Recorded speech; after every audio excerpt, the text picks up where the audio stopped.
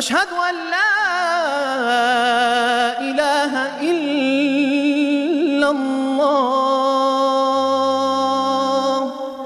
تو یہ hand practice وغیرہ یا ان چیزوں کی طرف نہ لڑکے کے لیے جانا جائز ہے، نہ لڑکیوں کے لیے جانا جائز ہے، یہ بالکل حرام ہے، اسلام میں اس کی بالکل اجازت نہیں ہے۔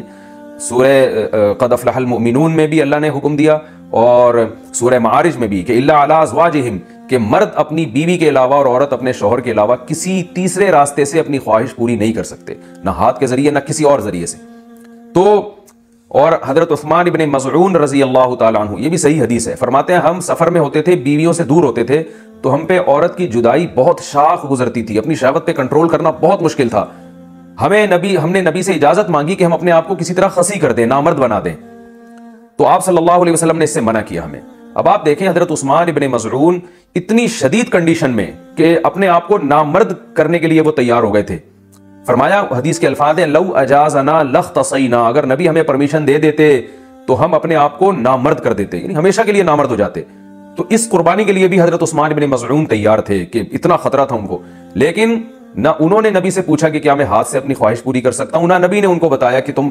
یعنی ہاتھ کے ذریعے مجبوری میں اپنی خواہش پوری کر لیا کرو، نہ نہ نہ نہ نبی نے ان کو بھی حکم دیا ایسے موقع پہ، تزوجوا الودود الولود فانی مباہی بکم الامم، محبت کرنے والی عورت سے اور اولاد جننے والی عورت سے نکاح کرو، میں تمہاری کثرت پہ قیامت کے دن فخر کروں گا۔ تو آپ صلی اللہ علیہ وسلم نے بزبان حال بتا دیا کہ یہ جو اللہ نے تم پر، مرد پر اتنی شہوت مسلط کی ہے، خواہش مسلط کی ہے، اس کی وجہ یہ ہے کہ اللہ نسل چاہتے ہیں کہ مرد اور عورت کا ملاپ ہو، تو مرد اور عورت کو ایک دوسرے سے دور رہنے کے لیے پیدا نہیں کیا ہے، ملاپ کے لیے پیدا کیا ہے۔ تو اس لیے ملاپ کی ایک ناجائز قسم ہے، ایک جائز ہے۔ ناجائز ہے گرل فرینڈ بوائے فرینڈ، یہ حرام ہے۔ ولا متخذاتی اخدان، ولا متخذی اخدان قرآن کے الفاظ ہیں، کسی لڑکی سے تمہیں دوستی کی اجازت نہیں ہے۔ اور جائز طریقہ کیا ہے جو سورہ مومنون میں اور سورہ معارج میں اللہ نے بیان کیا، الا علی ازواجہم، کہ اپنی بیوی بنا کے اپنی خواہش اس سے پوری کرو،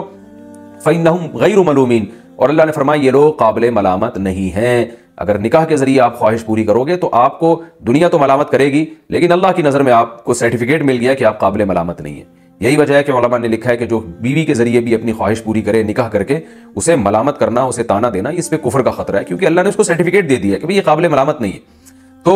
اپنی جانوں پہ ہم سب کو رحم کرنا چاہیے۔ زنا معاشرے میں بہت تیزی سے پھیل رہا ہے، کو ایجوکیشن سسٹم نے تو ہمارے فیملی سسٹم کو تباہ و برباد کر دیا ہے۔ تو اللہ میاں نے جو اجازت دی ہے، الا علی ازواجہم او ما ملکت ایمانہم، اور کیا فرمایا، فمن ابتغى وراء ذلک، جو نکاح کے علاوہ، اللہ نے ذالکہ جو ہے نا اس میں اشارہ ہے، ہاتھ سے اشارے کے وقت یہ ذالکہ کا لفظ استعمال کیا جاتا ہے، گویا اللہ نکاح کی طرف نا، بیوی کی طرف اشارہ کر کے کہہ رہے ہیں کہ اس کے علاوہ کوئی اور راستہ اگر تم نے اختیار کیا، یہ کیوں گویا ہاتھ سے اشارہ کیوں؟ پتہ چل جائے بس یہی حلال ہے، ہینڈ پریکٹس حلال نہیں ہے تمہارے لیے، اسی طرح کسی اور راستے سے اپنی خواہش پوری کرنا حلال نہیں ہے تمہارے لیے۔ تو اس لیے اللہ نے بتایا صرف یہ بیوی ہے، صرف یہ ہے، اس کے علاوہ کوئی بھی راستہ اختیار کرو گے فاولئک هم العادون، یہ لوگ اللہ کی حدود کو توڑنے والے ہیں۔ تو یاد رکھیں کسی مفتی کے فتوے کی بیس پہ یا کسی اسکالر کے فتوے کی بیس پہ یہ اس کو جو ہینڈ پریکٹس ہے اس کو حلال کرنے کی اجازت نہیں ہے۔ قرآن میں اللہ نے بہت واضح فتویٰ دیا ہوا ہے اس بارے میں، تو اس لیے آج کل نوجوان بہت تیزی سے اس طرف جا رہے ہیں، تو بہت احتیاط کی ضرورت ہے اس میں۔ اشہد ان لا